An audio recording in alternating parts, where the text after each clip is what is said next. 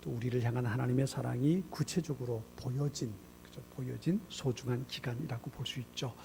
그리고 하나님께서 우리를 얼마나 사랑하셨는지 사순절 기간, 고난 주간에 더욱 깊이 깨닫는 소중한 시간들이 되었으면 좋겠습니다. 오늘 소그룹 모임 인도자는 빨간색입니다. 빨간색 가지고 계신 분 계십니까? 빨간색 어느 분인가요? 한번 손 들어보세요. 주보에 빨간 스티커가 붙어 있는 분. 예, 또요? 또 누가 한 분? 또 빨간색이 누가 가지고 계신가요? 예, 우리 강원사님하고 또 두 분뿐인가요? 빨간색이? 잊지 마시고 오늘 빨간색이 우리 그룹 인도자입니다. 잊지 마시고 각 그룹에서 소그룹 모임을 인도해 주시길 부탁을 드립니다. 자, 우리 영상을 한 가지 먼저 잠깐 보겠습니다.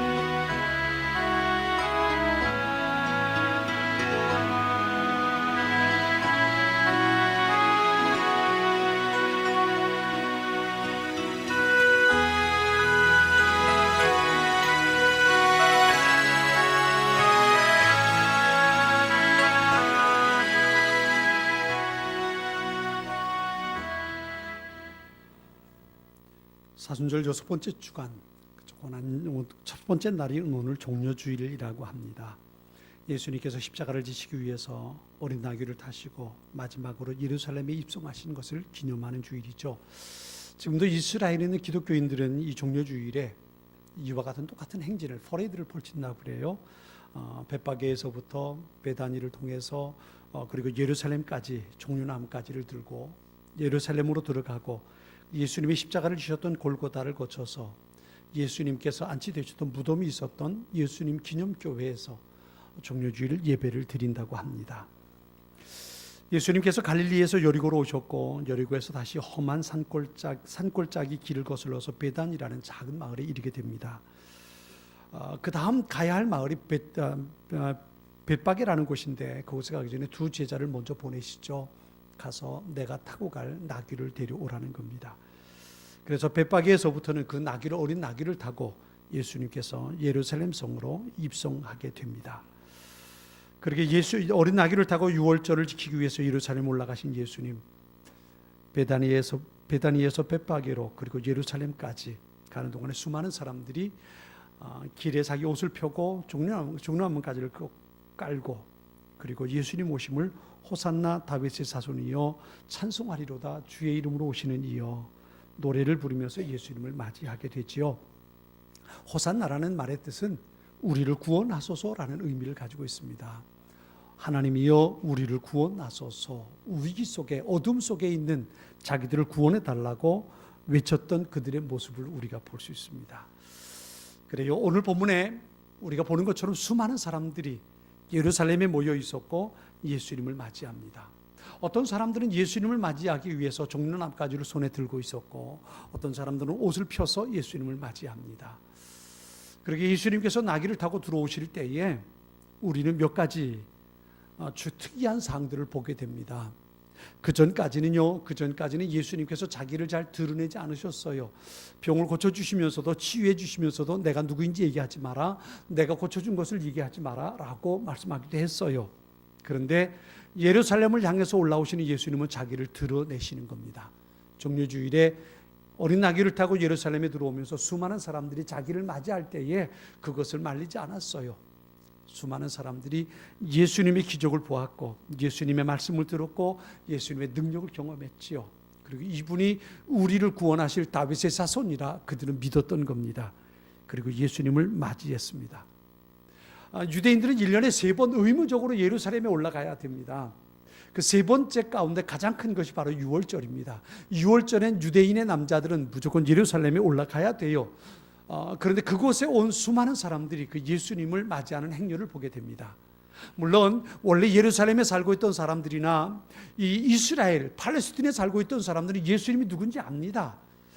그래서 그들은 종려나무가지를 손에 들고 예수님을 맞이하는 겁니다. 그런데 멀리 있던 사람들은 예수님이 어떤 분인지 그들은 모르는 사람들이에요. 예수님의 말씀을 들어본 적도 없고요, 예수님이 기적을 경험해 본 적도 없고요, 예수님이 만들어주신 보리떡 먹어보지도 못했고요. 그죠? 그런 사람들입니다. 그런데 그런 사람들이 예수님을 맞이하는 사람들의 모습을 보면서 이렇게 말합니다. 이는 누구냐? 이는 누구냐? 저 사람이 도대체 누구길래 사람들이 이렇게 환호하고 환영하냐? 그랬더니 어떤 사람들이 이렇게 대답하죠. 이분은 갈릴리 나사렛에서 나신 예언자 예수라.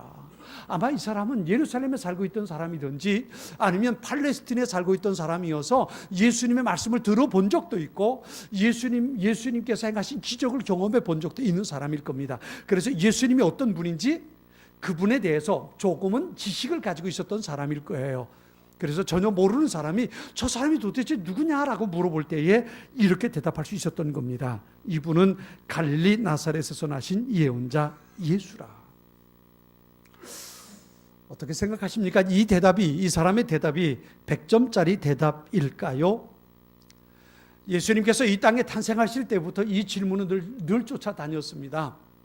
처음에 예수님 태어나던 첫 번째 성탄절, 동방 박사들이 하늘에 떠 있는 큰 별을 보고 예수님의 탄생을 축하하기 위해서 팔레스틴에 찾아오지요. 그 베들레헴 마구간에 가서 거기서 예수님을 경배합니다. 그런데 그들의 마음속엔 이분이 도대체 누구일까라는 그런 의혹을 가지고 있었지요. 왜냐하면 그들이 예수님이 구세주라 하나님의 아들이라는 것을 알았더라면 아마 그들은 방황하지 않았을 거예요. 그런데 그들이 헤롯 왕궁을 찾아갔던 이유는 그분이 태어나신 예수님이 어떤 분인가에 대한 확신이 없었기 때문이지요. 분명 위대하신 분이 탄생하긴 했는데 그분이 누구인지 분명한 대답을 가지고 있지 못했단 말이에요. 또 그 얘기를 들은 헤롯 왕이나 또 예루살렘의 모든 사람들이 소동했다 그랬어요. 무슨 얘기예요? 도대체 어떤 아기가 태어났길래, 오늘 태어난 아기가 도대체 어떤 아기길래 그럴까? 이는 누구냐? 라는 질문을 가지고 많은 사람들이 소동할 수밖에 없었던 거지요.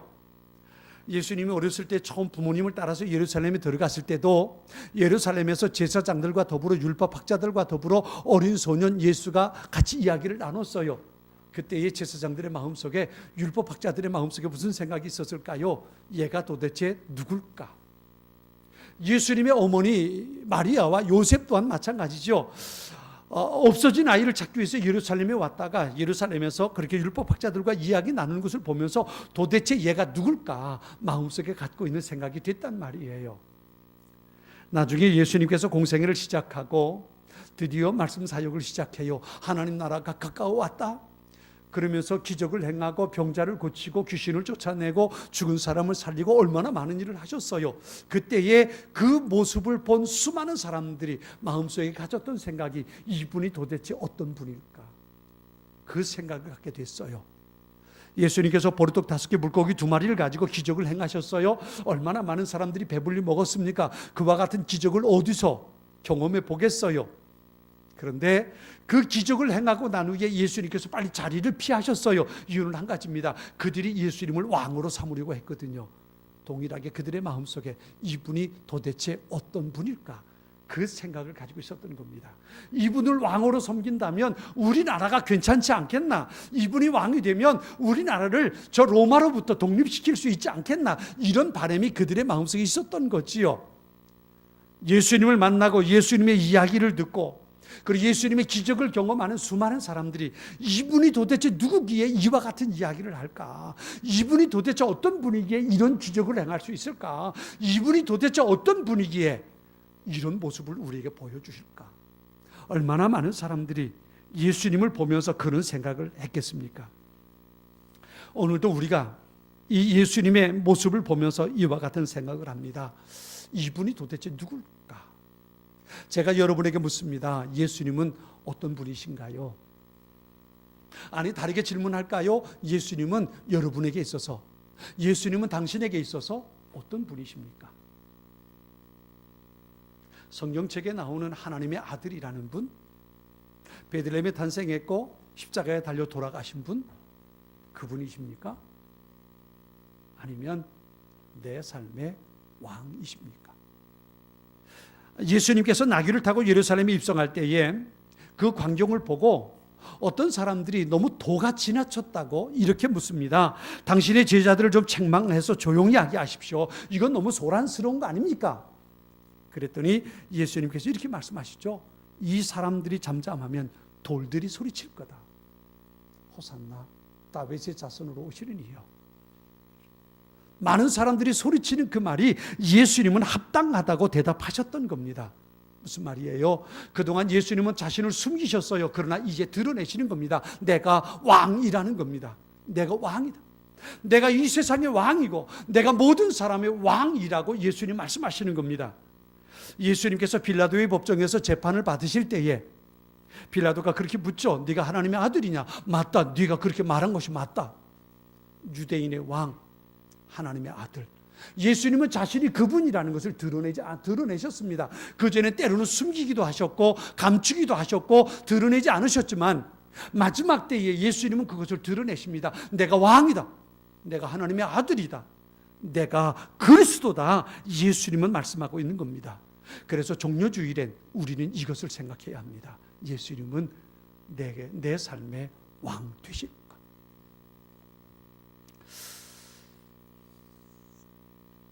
정동영 씨가 처음에 국회의원이 돼서 숭의여고에 가서 일일교사를 했다고 그래요. 일일교사를 하고 학교에서 애들한테 얘기를 하고 가르치고 1시간 동안 가르치고 질문하는 시간이 됐는데 한 여학생이 이렇게 질문했다는 거예요. 선생님은 무슨 일을 하세요? 그랬다는 겁니다. 정동영 씨를 모르는 아이일까요? 아니죠. 정동영 씨가 누군지 너무 잘 알지 않겠습니까? 그렇죠? 그랬더니 이 정동영 씨가 그렇게 말했대요. 난 기자였는데 기자 생활하다가 지금은 국회의원이란다 라고 얘기를 했대요. 나중에 그 이야기를 어떤 신문 해설위원이 신문에 실으면서 그런 얘기를 썼어요. 그 아이의 질문은 철학적인 질문이었다. 정동영 의원보다 한 수 높은 질문이었다는 거지요. 당신의 직업이 뭡니까? 당신의 신분이 뭡니까? 라고 묻는 것이 아니라 당신은 지금 어디로 가고 있습니까? 라고 묻는 질문이었다는 거예요. 당신은 어떤 일을 하십니까? 직업을 묻는 게 아니고 삶의 방향성과 목적을 묻는 질문입니다. 제가 한번 여러분에게 물을까요? 그리스도인은 어떤 일을 하는 사람일까요? 성도는 무엇을 위해서 사는 사람일까요? 신자인 나는, 여러분 우리 신자라고 말하지 않습니까? 우리 성도라고 말하지 않아요? 나는 그리스도인입니다. 나는 기독교인입니다. 똑같은 말이잖아요. 그리스도인인 나는 어떤 일을 하고 있나? 여러분이 이 종료주의를 지나서 고난주간 한 주간을 보내며 이 질문이 여러분에게 있었으면 좋겠습니다. 나는 그리스도인이고 나는 성도이고 나는 예수 믿는 사람인데 나는 어떤 일을 하는 사람일까? 직업을 말하는 게 아닙니다. 신분을 말하는 게 아닙니다. 나는 지금 어디로 가고 있는가? 내 삶의 목적이 무엇인가? 내가 그리스도인답게 살아가고 있는가? 내가 성도로서 올바른 모습을 가지고 살아가고 있는가? 나는 지금 믿음의 길을 제대로 가고 있는가? 그것에 대한 질문이기도 하는 겁니다. 어떤 유명 인사가 기차를 타고 어디를 가게 됐어요. 근데 이분이 건망증이 굉장히 심했다고 그래요. 기차를 타고 가던 중에 승무원이 요즘하고 다르죠. 요즘은 그런 거 잘 안 하잖아요. 근데 옛날에 그거 다 했잖아요. 기차를 타고 가면 승무원이 다니면서 표검사 이렇게 검표를 했잖아요. 이분이 기차를 타고 가면서 이제 검표원이 지나가면서 표를 검사하는 거예요. 근데 이분이 좀 건망증이 좀 있었대요. 표 검사하겠습니까? 표 검사하겠습니다. 어디까지 가십니까? 그리고 표를 달라고 요구하니까 이 사람이 주머니를 막 뒤지는 거죠. 막 뒤지면서 표를 찾지 못하는 거예요. 이 승무원이 신사가 승차권이 없이 탔을 리는 없다고 생각한 거죠. 왜냐하면 그런 유명 인사거든요. 누구나 잘 아는 사람이에요. 그리고 이 승무원도 알고 있는 사람이란 얘기죠. 이 사람이 표 사지 않고 그냥 탔을 리는 만무다라고 생각해서 이 사람에게 이렇게 말합니다. 됐습니다, 선생님.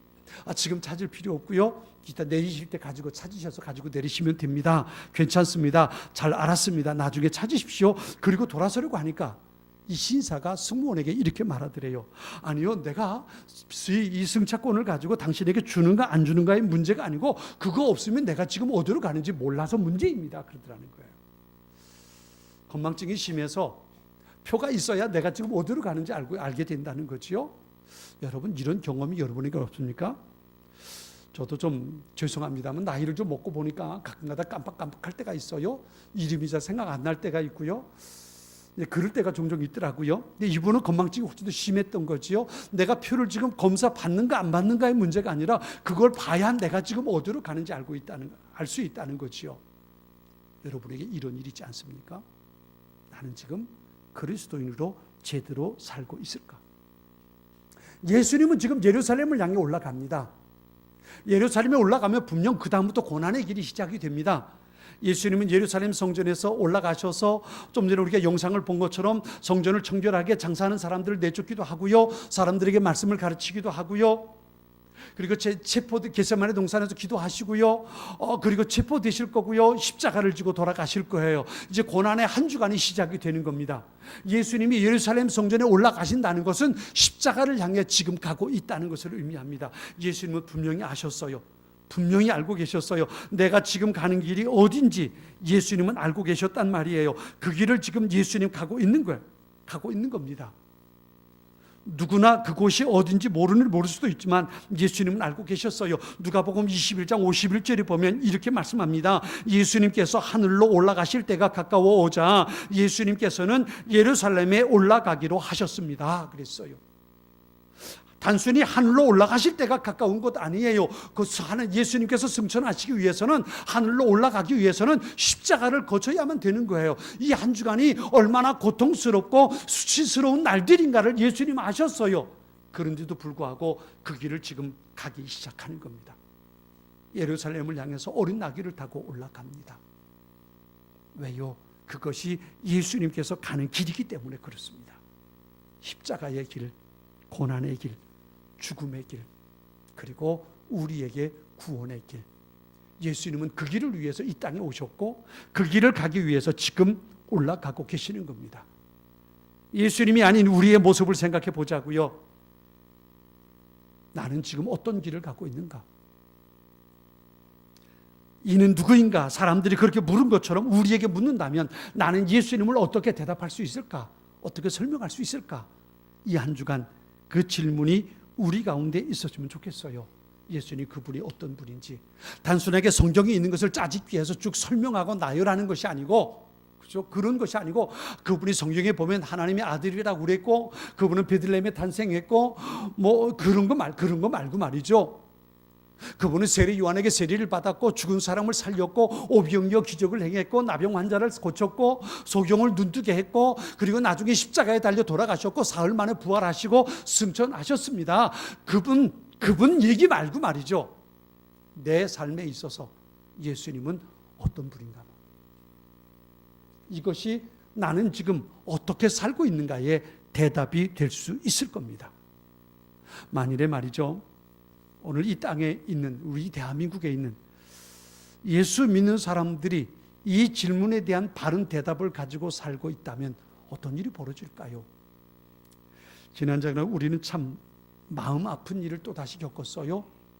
전직 대통령 한 분이 교도소에 계시는데 또 한 분이 구치소에 수감되고 말았어요. 제 마음이 더 아팠던 것은 그분이 어느 교회 장로님이었다는 거 아닙니까? 우리 교회 장로님들이 그럴까 봐 가슴이 덜컹해요. 누가 그럴 줄 알았어요. 그분이 그럴 줄 누가 알았어요. 신문사설에, 신문기사 가운데 큰 제목이 이렇게 났더라고요. 이럴 때가 올 줄 몰랐다. 이런 시절이 올 줄 몰랐다는 거예요. 누가 알았어요. 그렇죠? 대통령으로 천하를 호령하던 권세를 가지고 있던 분이 교도소에 수감되는 모습을 누가 상상할 수 있었겠어요? 생각해 보세요. 만일 그분이 하나님, 예수님은 나의 왕입니다. 예수님은 내 인생의 주인 되십니다. 그 고백을 가지고 살았더라면 그분이 그렇게 됐을까요? 다른 사람 말고요. 이 시대 속에 살아가고 있는 그리스도인들만, 적어도 이 나라의 20%가 된다고 하는 그리스도인들이 예수님은 나의 왕이십니다. 그분은 나의 구주 되십니다. 그분은 내 인생의 주인이십니다. 이 바른 대답을 가지고 살고 있다면, 그래서 나는 신자인 나는 이렇게 살아갑니다. 나는 지금 이 길로 가고 있습니다. 이 바른 대답을 가지고 살고 있다면 말이지요. 이 대한민국이 어떻게 달라질 수 있을까요? 어떻게 변할 수 있을까요? 전부 다는 아니어도 괜찮습니다. 적어도 20%라고 하는 그리스도인들이 말이죠, 그렇게 예수님은 나의 왕입니다, 그분은 나의 주인입니다 라는 고백을 가지고 살 수 있다면 이 사회가, 이 나라가 어떻게 변할 수 있을까요? 여기에 소망을 둘 수 있지 않을까요? 그런데 안타깝게도 많은 그리스도인들조차도 예수님은 나의 왕이라는 입술의 고백은 가지고 있으면서 삶의 고백을 가지고 있지 못하단 말이에요. 하나님의 영광을 위해서 사는 사람이 아니라 철저하게 나의 유익을 위해서, 나의 이익을 위해서, 나의 성공을 위해서 하나님을 이용하고 예수님을 이용하는 수많은 그리스도인들이라는, 그분들이 여전히 교회 안에 머물러 있지 않습니까? 예수님은 그들을 향해서 채찍을 드실 겁니다. 예수님은 그들을 향해서 노끈으로 휘두르실 겁니다.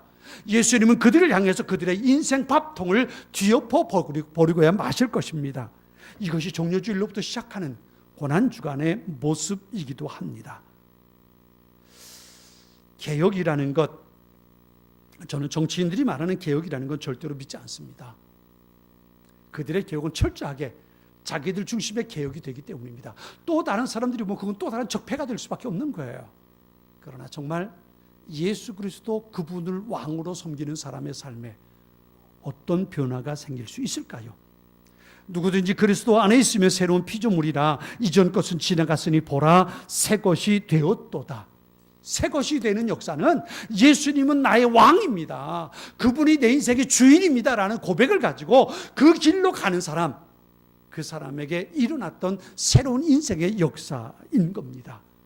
이와 같은 일이 초대교회 때에 성령이 임해서 성령의 다스림을 받는 사람들을 통해서 일어났던 사건들입니다. 그들의 삶이 새로워졌습니다. 예수님은 나의 왕이십니다, 그분이 내 인생의 주인이십니다 라는 고백하는 그분들이 모여서 예배를 드리기 시작했습니다. 교회가 시작됐습니다. 그들은 자기의 것을 자기의 것이라고 말하지 않았고 필요한 사람들과 나눠 쓰기 시작했습니다. 하나님께서 내 인생의 주인이기에 내 생명조차도 그분의 것이라고 그들은 고백하기 시작했습니다. 그럴 때에 그들의 모습을 보는 세상 사람들이 이렇게 말합니다. 도대체 당신들이 믿는 예수님은 어떤 분입니까? 그들이 이 질문을 가지고 교회에 나오기 시작했던 겁니다. 사랑하는 성도 여러분, 누군가 여러분에게 이렇게 묻습니까? 당신이 믿는 하나님은 어떤 분입니까? 여러분에게 이렇게 묻습니까? 누군가 여러분에게 당신이 믿는 예수님은 어떤 분입니까? 라고 물어본 적이 있습니까? 여러분이 살아가는 모습이 그들이 사는 모습과 달라서, 여러분이 추구하는 것이 그들이 추구하는 것과 달라서, 여러분이 가지고 있는 삶의 목적이 그들이 가지고 있는 목적과 달라서, 여러분이 살아가고 있는 삶의 태도가 그들이 가지고 있는 태도와 달라서, 그래서 그들이 여러분을 보면서 당신은 왜 이렇게 살고 있습니까? 라고 물어본 적이 있습니까? 이 질문이 그리스도인들을 향해서 있어야 되는 것 아니겠습니까? 왜요? 그들의 모습과 우리의 모습이 다르기 때문입니다. 이는 누구냐? 예루살렘을 향해서 입성하는 예수님을 보고 어떤 사람들이 물었던 질문입니다. 이는 누구냐? 예루살렘에 있던 사람들, 팔레스틴에 살고 있던 사람들은 저는 갈릴리 나사렛에서 태어난 선지자 예수라고 대답했습니다. 그들에게 예수님은 왕은 아니었습니다.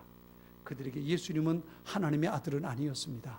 그들에게 예수님은 그들이 인생의 주인은 아니었습니다. 오늘 우리에게 묻습니다. 예수님은 당신에게 어떤 분입니까? 예수님은 당신의 인생의 주인 맞습니까? 여러분은 그 길로 가고 있나요? 종료주일 이제 고난주간을 시작하면서 이 질문을 여러분에게 드리고 싶습니다. 예수님은 내 인생의 어떤 분일까? 이 한 주간이 지나고 부활주일 아침 주님 앞에 우리가 다시 모였을 때, 주님, 당신은 나의 왕이십니다, 당신은 내 인생의 주인이십니다 고백하며 부활하신 주님 앞에 영광을 함께 돌릴 수 있는 우리의 모습들이 될 수 있기를 소망합니다. 같이 기도하겠습니다.